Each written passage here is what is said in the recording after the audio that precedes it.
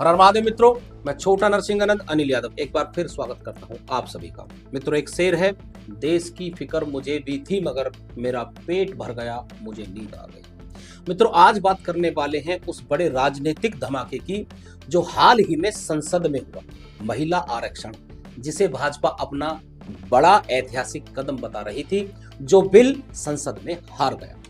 मित्रों, 2023 में जब महिला आरक्षण बिल पास हुआ था तो पूरा देश संसद की तरफ देख रहा था, लेकिन अब 2026 में जब भाजपा ने सीटें बढ़ाने और आरक्षण जल्दी लागू करने का नया बिल लाया तो विपक्ष ने उसे धूल चटा दी। चलिए पूरी कहानी स्टेप बाय स्टेप बिना किसी लाग लपेट के समझते हैं और आखिर में वो सच्चाई भी बताएंगे जो भाजपा के समर्थक भी नहीं छुपा पा रहे।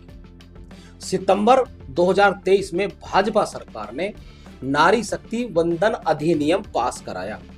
लोकसभा में 554 वोट पक्ष में, सिर्फ 2 वोट विपक्ष में पड़े और राज्यसभा में 214 यानी कि पूर्ण समर्थन, पूर्ण सहमति मिली। कानून साफ था, लोकसभा और विधानसभा में 33% सीटें महिलाओं के लिए, उसमें भी SC ST महिलाओं को सब कोटा भी मिलेगा, लेकिन ओबीसी महिलाओं के लिए अलग से कोई कोटा नहीं रखा गया था। लेकिन इस कानून को लागू करने के लिए जनगणना और डेलिमिटेशन का इंतजार था।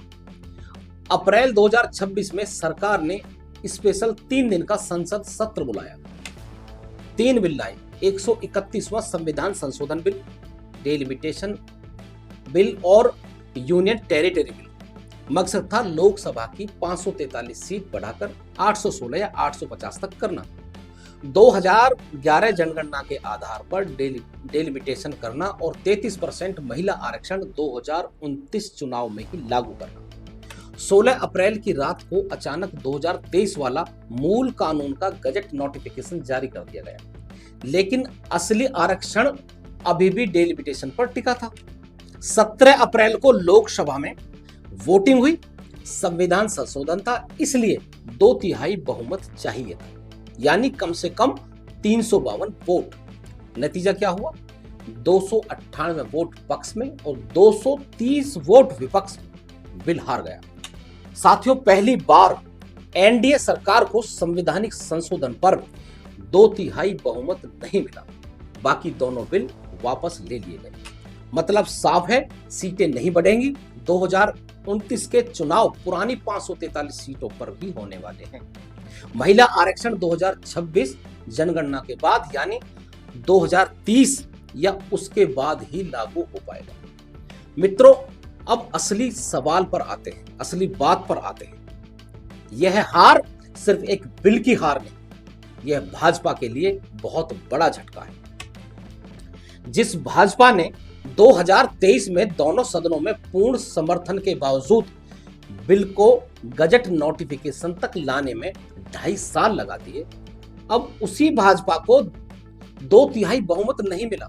मतलब साफ है, भाजपा कोई भी अब नया कानून पास नहीं करा पाएगी, न राष्ट्र हित में, न हिंदू हित में, न सनातन हित में, न कोई और भी हित हो तो भी करा नहीं पाएगी। पहले टर्म में या 2023 में जब भाजपा के पास पूर्ण बहुमत था, उसी वक्त अगर सीटें बढ़ाने का बिल लाती तो आसानी से पास हो जाता, लेकिन मौका गवा दिया, क्योंकि ओवर कॉन्फिडेंस भी कोई चीज होती है। अब की बार 400 के पार, ये थोड़ी पता था अब की बार सदन में भी हार।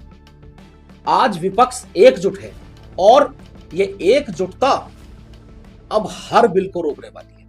मित्रों, जो लोग कहते थे कि भाजपा हिंदू राष्ट्र बनाएगी, जनसंख्या नियंत्रण कानून लाएगी, सनातन की रक्षा करेगी, उनके लिए यह बहुत बड़ा संदेश है। जनसंख्या नियंत्रण की चर्चा सालों से चल रही थी, लेकिन जब बहुमत था तब भी बिल नहीं बन पाया, ना रख पाए। अब तो बिल पास होना नामुमकिन हो गया है। सरकार अब बैसाखी पर खड़ी साफ दिख रही है। संसद में अब कोई भी बड़ा बिल, कोई भी राष्ट्रभक्ति वाला कानून, कोई भी हिंदूवाद वाला कानून पास होना मुश्किल नहीं, नामुमकिन हो गया। मित्रों, महिला आरक्षण एक अच्छा कदम था, लेकिन इसे लागू करने का रास्ता अब और लंबा और संकीर्ण हो गया है। यह हार सिर्फ एक बिल की हार नहीं है, यह उस भरोसे की हार है जिस भरोसे ने अपना खून पसीना लगाकर इस सरकार को सींचा, जो लोग भाजपा को राष्ट्रीय हित और हिंदुत्व के नजरिए से देखते थे, क्या होगा उनकी भावनाओं का और भविष्य का? क्या होगा उन लोगों का जिन्होंने अपने ऊपर सैकड़ों मुकदमे लिखवाए, जेल काटी और इन्होंने उनकी तरफ मुड़कर भी नहीं देखा और एक भी कानून ऐसा नहीं बना पाए जिससे हिंदू जनमानस सम्मान के साथ जिंदा रह सके?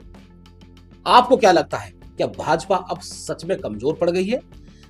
क्या विपक्ष की ये एकजुटता या जो विपक्ष का संदेश है अच्छा है या बुरा है? अपनी राय कमेंट बॉक्स में जरूर दें। मिलते हैं अगले वीडियो में, तब तक के लिए हर हर महादेव।